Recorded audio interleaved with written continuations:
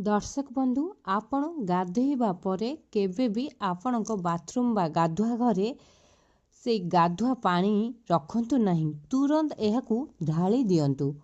सेहीपरि आपण पिंधिथिबा वस्त्र मध्य केबे भी ओदा लुगा बाथरूम रे कि गाधुआ घरे रखंतु नहीं, ताकू तुरंत सुखे दियंतु, कारण एहाकू वास्तु दोष बोली मना जाइଥାଏ।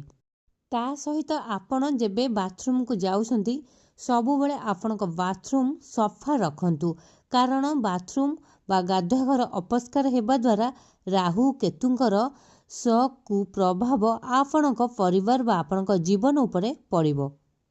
मुंड धोइबा परे आपणकर झड़ीथिबा केशको केबे भी बाथरूम रे फिंगंतु नहीं, एहाकू तुरंत बाहर कर दियंतु, कारण एहा वास्तु दोषरे शनि एवं मंगलंकर प्रभाव कुप्रभाव आपणक जीवन उपरे पड़ी थाए, जेउथिपाई कि आपणकर हेबा काम अटकी जाइଥାଏ, समस्त समस्या आपणक जीवन रे देखा देई थाए। एही सब काम आपण करिले आपणक जीवन रे दरिद्र केबे रहिबो नाही।